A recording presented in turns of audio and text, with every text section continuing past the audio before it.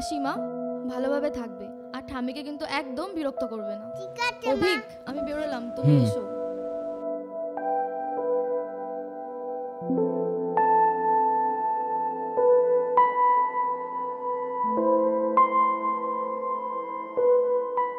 ঠাকুর বাবা ভালো থাক, ঠাম্মা ভালো থাক, দাদা ভালো থাক, কিন্তু দাদু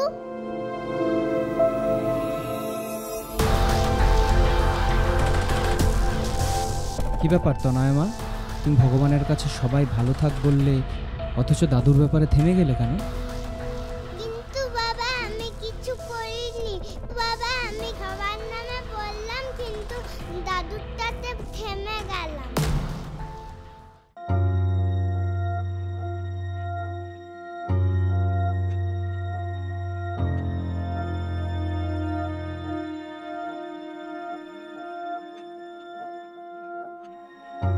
কালই আমার সাথে দেখা হলো, কথা হলো, কিন্তু দেখো আজ আর মানুষটাই নেই।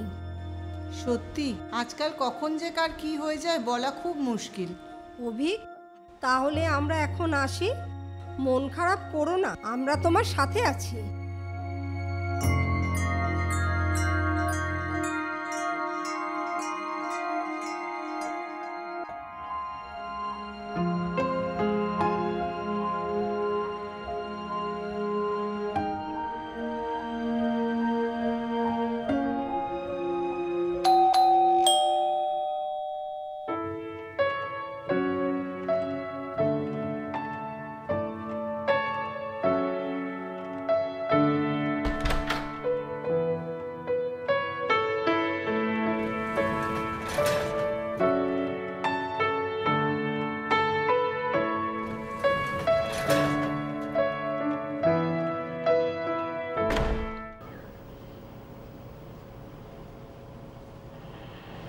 তারপর তোমার তো সব চলে না, তুমি বরং বসো, আমি তোমার জন্য ঠান্ডা নিয়ে আসি। না না, তুমি বরং বসো, আমি তোমার জন্য চা করে নিয়ে আসছি।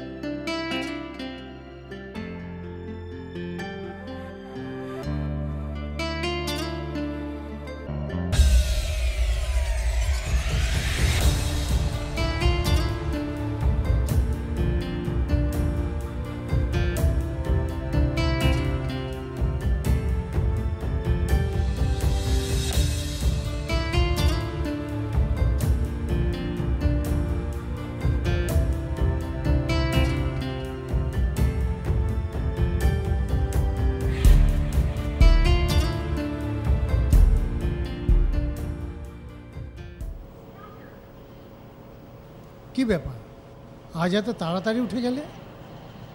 হ্যাঁ গো, আজ একটু তাড়া আছে, অভিকের সঙ্গে একটু বেরোতে হবে। কি, তুমি বেরোবে? মানে অভিকের সাথে? ও, তুমি অভিকের সাথে বেরোবে আর আমি এখানে একা একা কি করব? যা দিলীপ দা, তুমি যে কে বলো না, তোমার কাছে তো প্রায়ই আসি, বরং অভিকের সাথেই কোথাও বেরোনো হয় না। আজ বরং আসি, পরে আবার দেখা হবে।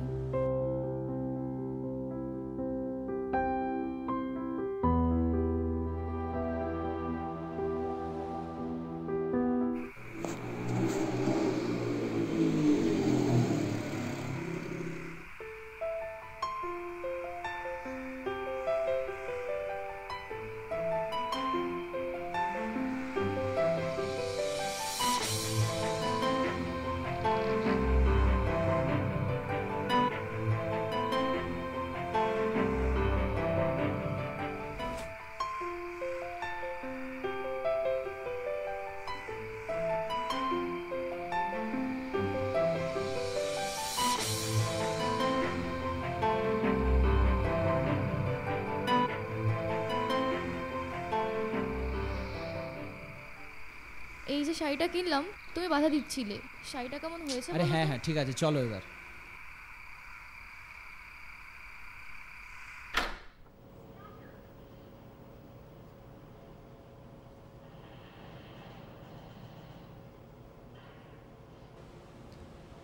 উফ, তোমার সাথে শপিংয়ে যাওয়া মানে হরেবল। কেন হরেবল কেন? আমি বার্গেনিং করি বলে? শুধু বার্গেনিং করলে তো হতো, একটা জিনিস পছন্দ করার জন্য এ দোকান ও দোকান করে 10 দোকানে ঘুরতে থাকো তুমি। শোনো কথা, একটা দোকান পছন্দ না হলে 10টা দোকান ঘুরবো না? একটা দোকানে কেন তোমার পছন্দ হয় না? কোথায় যাচ্ছ মা? আমার কাছে এসো, আমি তোমাকে রাস্তার জামা চেঞ্জ করে ঘরের জামা পরিয়ে দেবো। না এসো। মা, আমি এখন প্রার্থনা করতে যাচ্ছি। প্রার্থনা? তনয় মা, এখন তো প্রার্থনা করার সময় নয়। না বাবা, আমি এখনই করব। সুনিতা, ও রোজ রোজ কি প্রার্থনা করে? আরে বাচ্চা মানুষ, করছে করুক না। ঠাকুর মাম্মাম ভালো থাকুক, সবাই ভালো থাকুক, কিন্তু কিন্তু ঠাম্মি। আজ আবারও? সেদিন দাদু বলে থেমে গেছিল, আজ ঠাম্মি বলে। তাহলে কি মা?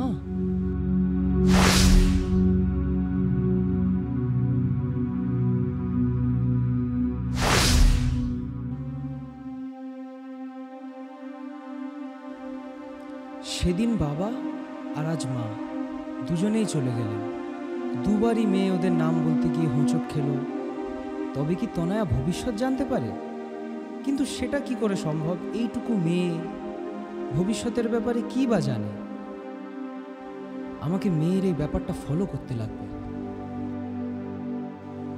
কি গো শুনছো? আমাদের বাড়িতে কি সব অলক্ষণে কাণ্ড ঘটছে বলো তো? সেদিন বাবা চলে গেলেন, ওনার কাজ মিটতে না মিটতে মাও চলে গেলেন। কি গো, আমি কি বললাম শুনতে পেলে না?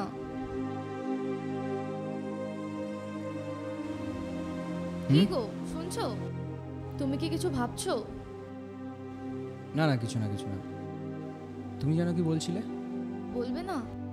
থাক, বলতে হবে না। তোমার কষ্টটা আমি বুঝি গো। প্রথমে বাবা, তারপরে মা, কিন্তু কি করব বলো? এসব ব্যাপারে তো তোমার আর আমার কোনো হাত নেই, সবই নিয়তি। সবটা মনে হয় নিয়তি নয় সুনিতা। মানে কি বলতে চাইছো তুমি?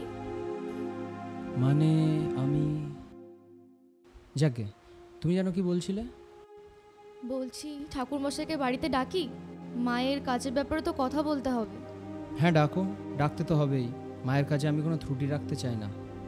ঠিক আছে, ঠাকুরমশাইকে তাহলে আমি আজই আসতে বলছি।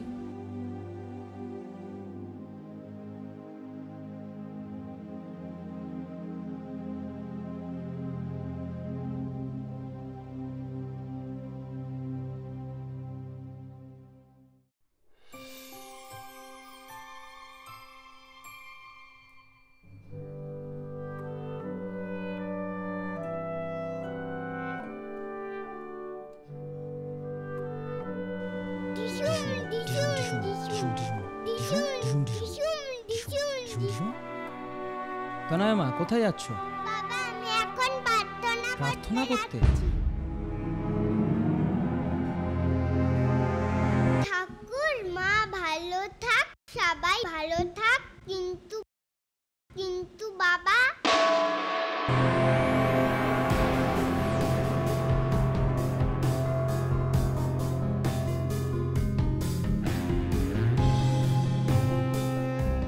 ঠাকুর মা ভালো থাক, সবাই ভালো থাক, কিন্তু কিন্তু বাবা। সবাই ভালো থাক, কিন্তু কিন্তু বাবা। কিন্তু বাবা।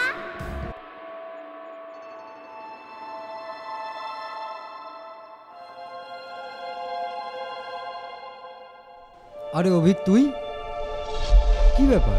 এত সাত সকালে কিছু হয়েছে? হয়েছে বলেই তো সাত সকালে তোদের বাড়ি এসেছি। আয় ভেতরে আয়। না না, ভেতরে যাবো না রে। আরে আয় না রে ভাই, ভেতরে আয়, ভেতরে বসে কথা বলবো।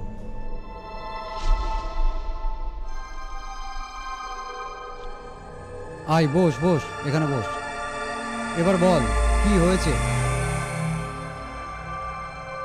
আমি আর বাঁচবো না রে। সাত সকালে কি সব বলছিস? বাঁচবি না মানে? মেয়ে বলেছে বাবা আর বাঁচবে না। মেয়ে বলেছে? এই ব্যাপারটা একটু খোলসা করে বলতো। তনয়া ভবিষ্যৎ জানতে পারে। আবার উল্টোপাল্টা বকছিস। না রে, উল্টোপাল্টা না। শোন তাহলে, বাবা যেদিন মারা যান তার আগের দিন রাত্রে তনয়া ঠাকুরের সামনে দাঁড়িয়ে দাদু ভালো থাক বলতে গিয়ে আটকে যায়।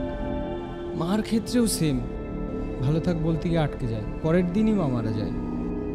এই ব্যাপারটা খুব ইন্টারেস্টিং তো। ইন্টারেস্টিং তো বটেই, কিন্তু এখানেই শেষ না। আরও দু একজনের ক্ষেত্রে তনয়া এরকম বলতে গিয়ে হোঁচট খায়। কি আশ্চর্য, পরের দিন তারাও মারা যায়। কিন্তু তুই এত ঘাবড়াচ্ছিস কেন? এর সাথে তোর মারা যাওয়ার কি সম্পর্ক? তুই বুঝতে পারছিস না, গতকাল বাবা ভালো থাক বলতে গিয়েও হোঁচট খেয়েছে। তার মানে তুই ভাবছিস যে এবার তোর পালা? আরে তুই পাগল নাকি রে? একটা বাচ্চা মেয়ে কি বললো না বললো আর তুই সেটা নিয়ে ভয় পাচ্ছিস? কি বলছিস তুই? ভয় পাবো না? না, পাবি না, একদম ভয় পাবি না। হ্যাঁ, মেয়ে যা বলেছে তা হয়তো দু একবার মিলে গেছে, তাই বলে সব সময় মিলবে নাকি? না রে, দু একবার না, প্রত্যেকবার মিলে গেছে। আচ্ছা ঠিক আছে, তুই এখন এই উল্টোপাল্টা চিন্তা বাদ দে। আগে তুই বাড়ি যা, বাড়ি গিয়ে স্নান খাওয়া দাওয়া কর, করে অফিসে যা। বিকালে আমি তোর সঙ্গে দেখা করছি, ঠিক আছে?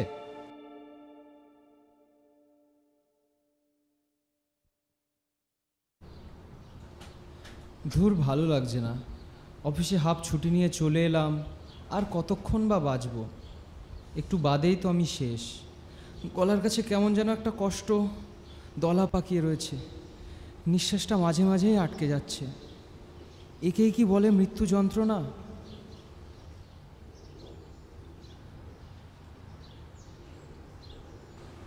দিদি, এক কাপ চা দিন তো।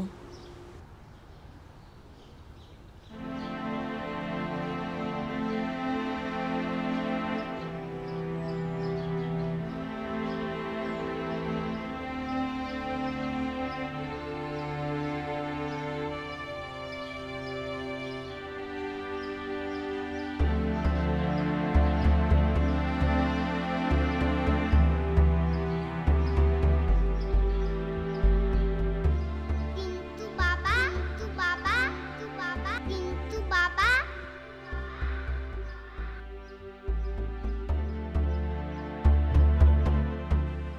না, রাস্তাঘাটে আর নয়। এবার মরতে হলে নিজের বাড়িতেই মরব, এবং সেটা সকলের সামনে।